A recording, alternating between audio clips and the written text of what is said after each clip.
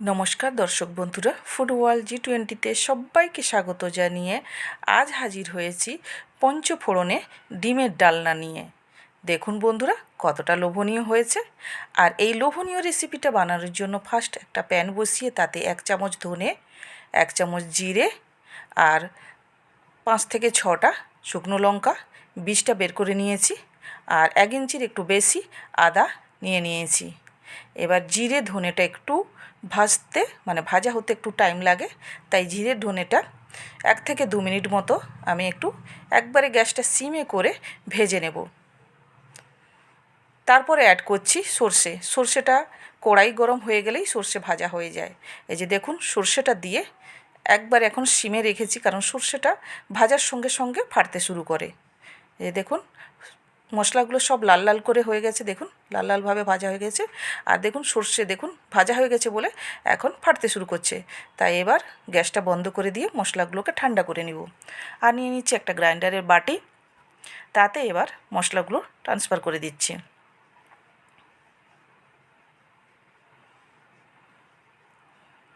এতে দিয়ে দিচ্ছি আধা চামচ লবণ, আর এতে আমি জলটা পরে অ্যাড করব। আমি এটা ফার্স্ট গুঁড়ো করে নিয়ে তারপরে আমি জলটা অ্যাড করেছি। এই যে দেখুন মশলা হয়ে গেছে, এই যে দেখুন মশলা রেডি হয়ে গেছে। এবার একটা কড়াই বসিয়ে কড়াইতে আমি জল দিয়ে দিচ্ছি। জল দিয়ে আমি এখানে 5 পিস ডিম নিয়েছি, ডিমগুলো সেদ্ধ করতে বসিয়ে দিচ্ছি। ডিমগুলো আমি শক্ত করে সেদ্ধ করে নেব। এতে দিয়ে দিলাম আধা চামচের উপরে একটু লবণ, দিয়ে ঢাকা লাগিয়ে দিচ্ছি। দেখুন বন্ধুরা এখানে ডিম সেদ্ধ হয়ে গেছে। এই যে ঢাকাটা খুলে দিলাম, ঢাকাটা খুলে দিয়ে এই যে এবার গ্যাসটা বন্ধ করে দিচ্ছি। ডিমগুলো দেখেই বুঝতে পারছেন ডিমগুলো ফেটে গেছে। আর আমি একটু শক্ত করে ডিমগুলো সেদ্ধ করে নিলাম। ডিমগুলোকে বারবার জল চেঞ্জ করে ঠান্ডা করে নিয়ে ডিমগুলোকে ছাড়িয়ে নিব। এই যে দেখুন ছাড়িয়ে নিচ্ছি বন্ধুরা।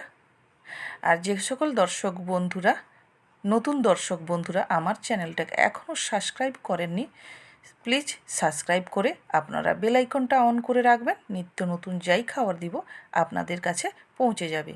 আর আমার ভিডিওটা ভালো লাগলে একটা লাইক শেয়ার করে পাশে থাকবেন। এই যে দেখুন সমস্ত ডিমগুলোকে ছাড়িয়ে নিয়েছি, দিয়ে করে এই যে ছুরি দিয়ে কেটে নিচ্ছি। এক সাইড গা কেটে নিব প্রত্যেকটা ডিমের। এর ফলে কি হয়, এর ভেতরে নুনটা ঢুকে যায়। আমরা যখন তরকারিটা বানাবো বা নুন দিয়ে করে ভাজবো তখন ডিমের ভেতরে নুনটা ঢুকে যায়। দেখুন সবগুলো ডিমকে আমি কেটে নিয়েছি এভাবে। এবার এদিকে একটা কড়াই বসিয়ে দিয়ে কড়াইতে দিয়ে দিয়েছি সরিষার তেল। সরিষার তেলটা খুব ভালো করে গরম করে খুন্তি দিয়ে চারদিকে ছড়িয়ে নিচ্ছি। চারদিকে ছড়িয়ে দিয়ে দেখুন সরষের তেলটা কড়াইটা এবং তেলটা গরম হয়ে গেছে। এবার দিয়ে দিচ্ছি ডিমগুলোকে দিয়ে এতে দিয়ে দিচ্ছি লবণ, আর দিয়ে দিচ্ছি 1 চিমটি হলুদ, দিয়ে ডিমগুলোকে একবারে লাল লাল করে ভেজে নেব। এই যে দেখুন বারবার ওলট পালট করে ডিমগুলোকে লাল লাল করে ভেজে নিচ্ছি।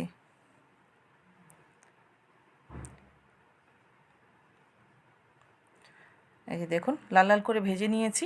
এবার এগুলোকে তুলে নেব। একটা ছান্তা নিয়ে তাতে তুলে নিচ্ছি। সমস্ত ডিমগুলো একসঙ্গে তুলে নিয়েছি। এই যে দেখুন একটা প্লেটে নামিয়ে নিচ্ছি। আর ওই তেলে এবার দিয়ে দিচ্ছি কালো জিরে, মেথি,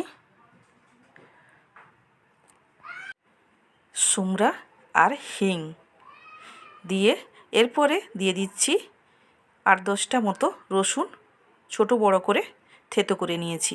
এই যে দেখুন পঞ্চফোড়ন দিয়ে তাতে রসুন দিয়ে একটু ভাজা ভাজা হবে। তারপরে এখানে আমি অ্যাড করে দিচ্ছি কোচানো পেঁয়াজ।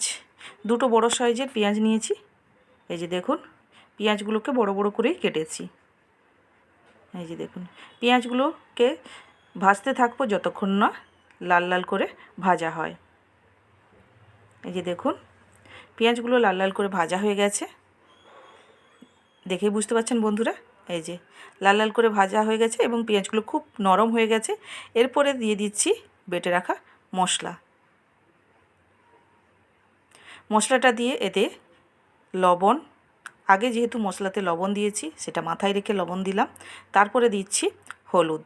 হলুদ দিয়ে এবার মশলাটাকে ভালো করে ভেজে নিতে হবে যতক্ষণ না পর্যন্ত মশলাতে তেল ছেড়ে দিচ্ছে।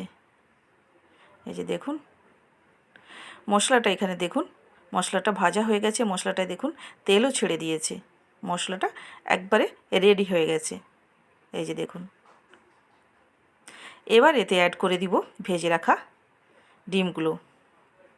ডিমগুলো দিয়ে তারপরে দিয়ে দিচ্ছি 2 থেকে 3টে, আমি 3টে নিয়েছি নরম একবারে পাকা লাল নরম টমেটো নিয়েছি, মাঝারি সাইজে তার থেকেও ছোট 3টে টমেটো নিয়েছি। এই যে টমেটোগুলো দিয়ে ভালো করে মশলা আর ডিমের সঙ্গে কষিয়ে নিব। আর টমেটোগুলো খুব নরম। এই যে দেখুন 2 থেকে 3 মিনিট আমি ভালো করে কষিয়ে নিয়ে আবারও ভালো করে নেড়ে নিচ্ছি এবং খুন্তি দিয়ে টমেটোগুলোকে একটু ভেঙে দিচ্ছি। এই যে দেখুন, দেখেই বুঝতে পারছেন টমেটোগুলো কত নরম। কষা হয়ে গেছে, এবার এতে আমি নর্মাল জলটাই ব্যবহার করছি। জল দিয়ে 1 বাটি মতো এখানে জল ব্যবহার করব। এই যে দেখুন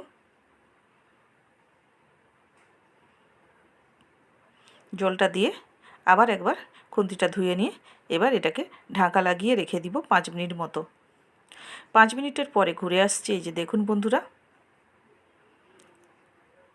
পঞ্চফোড়নে ডিমের ডালনা কিন্তু এখানে রেডি। এবার এতে আমি দিয়ে দেব ধনেপাতা। ধনেপাতাটা দিয়ে আবার একটু নাড়িয়ে নিব। নাড়িয়ে নিয়ে একবারে গ্যাসটা সিমে করে বসিয়ে রাখবো, কারণ এই যে ডালনাটা মানেই একবারে কষা কষা হবে, ডালনার বেশি জুস থাকবে না। এই যে দেখুন ডালনা একবারে কষা কষা হয়ে গেছে, মানে ডিমের ডালনা পারফেক্ট ডিমের ডালনা রেডি হয়ে গেছে। এর উপরে আমি সামান্য পরিমাণ আবার একটু ধনেপাতা ছড়িয়ে দিব। চারদিক একবারে সুন্দর করে মুছে নিয়ে এই যে দেখুন এক জায়গায় করে দিয়ে মশলা টশলাগুলোকে এবার উপর থেকে ধনেপাতা ছড়িয়ে দিলাম। পঞ্চফোড়নের ডালনাটা কেমন লাগলো বন্ধুরা নিশ্চয়ই কমেন্টে জানাবেন বন্ধুরা। এই যে দেখুন কতটা লোভনীয় হয়েছে। গরম গরম ভাতের সঙ্গে কেন, রুটি নান পরোটা সমস্ত কিছুর সঙ্গে জমে যাবে। আর এইভাবে পঞ্চফোড়নের ডালনা আপনারা বাড়িতে যদি না বানিয়ে থাকেন একবার বানিয়ে করে খাবেন, কতটা লোভনীয় হয়েছে দেখেই বুঝতে পারছেন। আর বন্ধুরা যেমন দেখতে হয়েছে তেমন টেস্টও হয়েছে। আপনারা এইভাবে একবার বানিয়ে করে খাবেন। আর আমার আজকে পঞ্চফোড়নের ডালনাটা কেমন লাগলো আপনাদের সেটাও কমেন্টে জানাতে ভুলবেন না বন্ধুরা। স্বাদে গন্ধে ভরপুর পঞ্চফোড়নের ডালনা রেডি। বন্ধুরা ভালো থাকবেন, সুস্থ থাকবেন, নিজেদের খেয়াল রাখবেন।